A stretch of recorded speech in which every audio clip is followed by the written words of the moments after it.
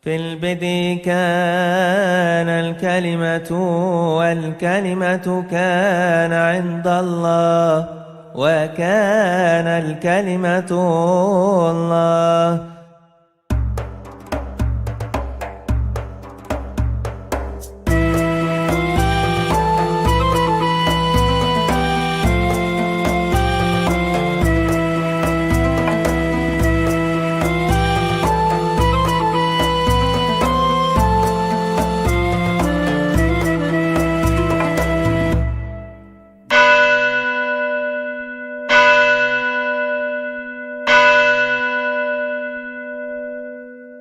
Jadi kita sudah mendengar penjelasan tentang kota suci tiga agama.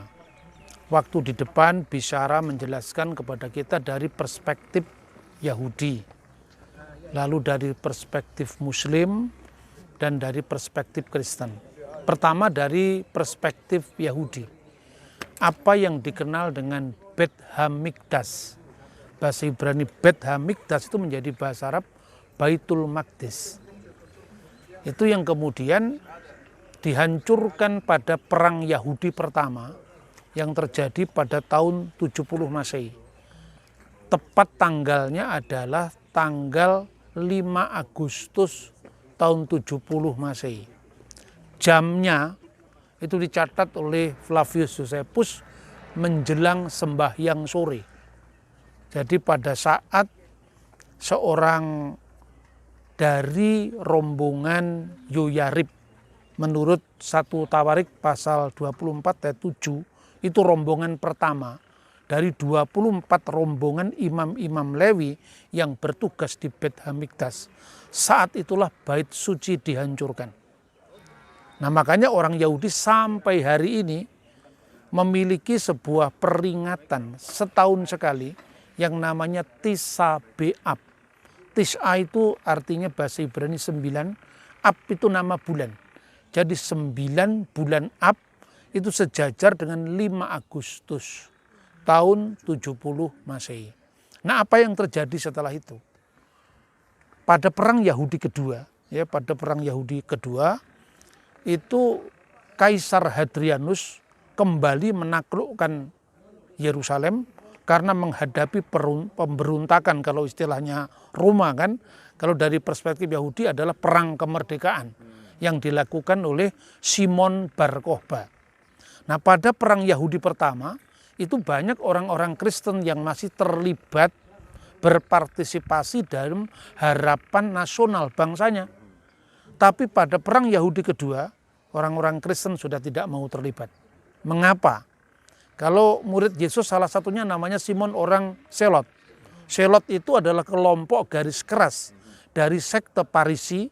Dari 3 sekte itu kan ada Saduki, Eseni, Parisi. Ini kelompok Parisi ini yang menguasai Amha Aret. Artinya rakyat banyak. Itulah yang menyalakan perang terhadap Roma. Karena itu berkaitan dengan pertanyaan kenapa mereka menolak Yesus. Karena harapannya Mesias itu akan datang sebagai pemimpin perang. Dan itu tidak mereka temui pada sosok Yesus. Nah, pada perang Yahudi kedua, itu seorang rabi yang sangat terkenal, namanya Rabi Akiba, menyatakan bahwa Simon Bar Kokhba adalah Mesias Israel.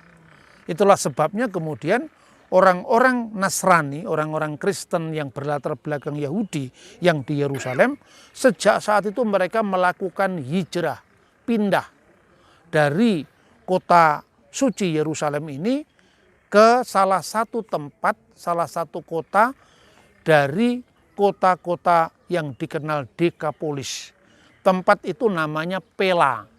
Sekarang tempatnya di Yordania. Karena itu, saudara-saudara, kita sampai sekarang bisa lihat dalam sejarah gereja, kenapa tidak ada liturgi yang berbahasa Ibrani. Kita mengenal liturgi suci dalam bahasa Yunani, tentu lewat gereja Bizantium dari gereja Ortodok Yunani. Kita mengenal gereja dalam bahasa Aramaik, liturgi Aramaik, gereja Maronit, gereja Syria Ortodok, gereja Katolik Syria di Aleppo, gereja Assyria Timur di Irak, gereja-gereja kuno ini memakai bahasa Aram. Kita mengenal gereja dengan ritus Latin, gereja Roma Katolik secara khusus. Meskipun ada Katolik ritus-ritus Timur. Tapi kenapa tidak ada ritus Ibrani? Karena orang-orang Kristen yang berlatar belakang Yahudi diusir dari Yerusalem. Sejak kapan? Sejak Hadrian. Kenapa orang-orang Kristen yang berlatar belakang Yahudi diusir dari Yerusalem? Karena mereka yang berlatar belakang Yahudi memiliki nasionalisme. Sementara orang-orang Kristen yang non-Yahudi diperbolehkan tinggal di Yerusalem. Itu sejak tahun 135. Itulah yang nantinya mempertajam hubungan antara Yahudi dan Kristen.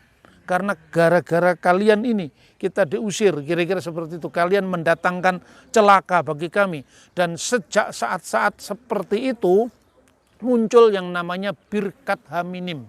Yang kemarin saya baca ketika di Nazaret.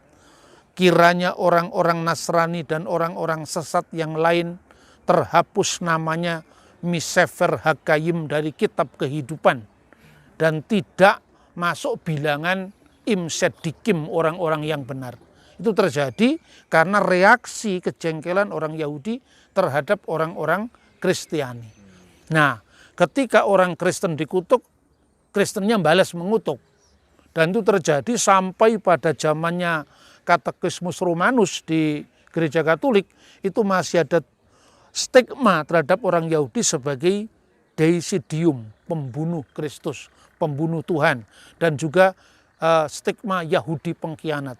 Inilah yang nantinya merangsang munculnya gerakan-gerakan anti Yahudi di Eropa yang nantinya sampai zamannya Luther kemudian semakin tajam lagi.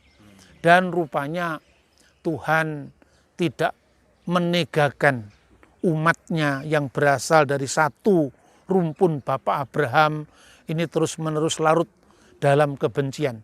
Sejak Vatikan II, ya, sejak Konsili Vatikan II,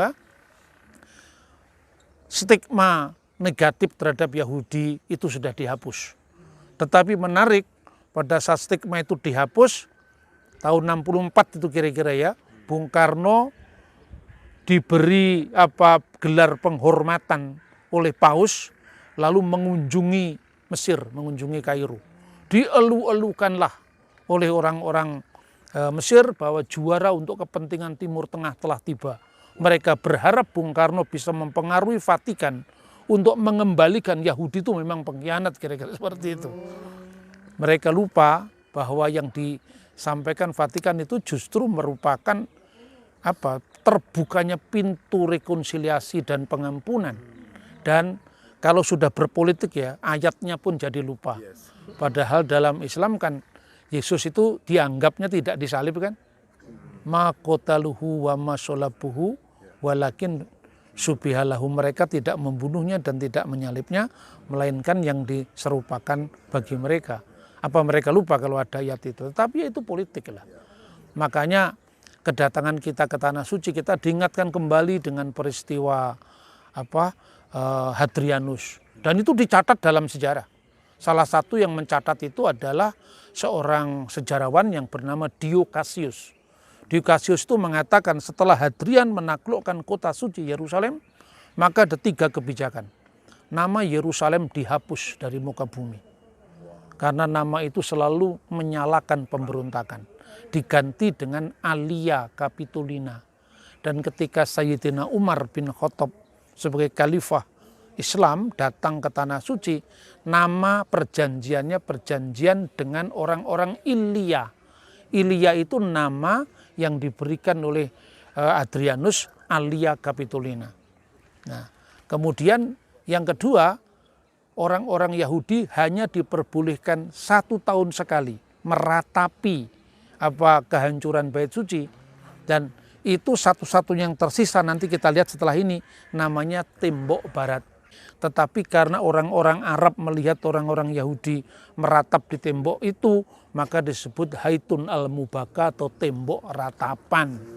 Itu tembok ratapan itu istilah yang diberikan oleh orang-orang bukan Yahudi.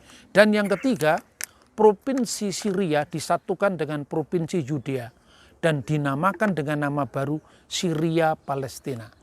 Maka sejak saat itu nama Israel tidak dikenal lagi dalam tulisan-tulisan Latin, tulisan-tulisan Yunani, yang dikenal adalah nama Palestina. Tapi Palestina yang dikenalkan oleh Kaisar Hadrianus beda dengan Filistin.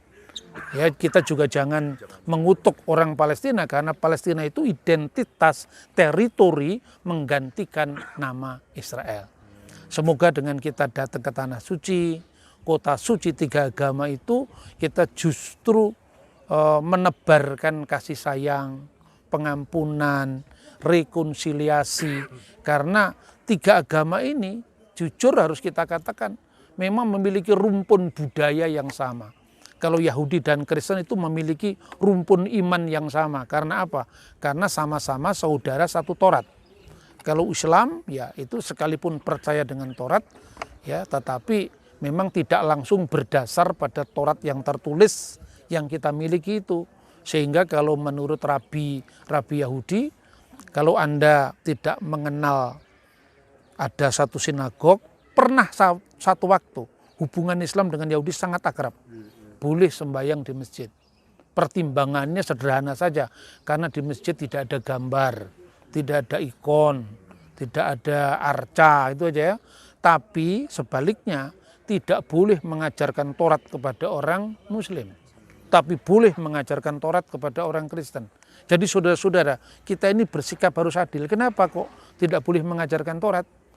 Karena orang Muslim tidak mempercayai asal-usul ilahi dari Taurat.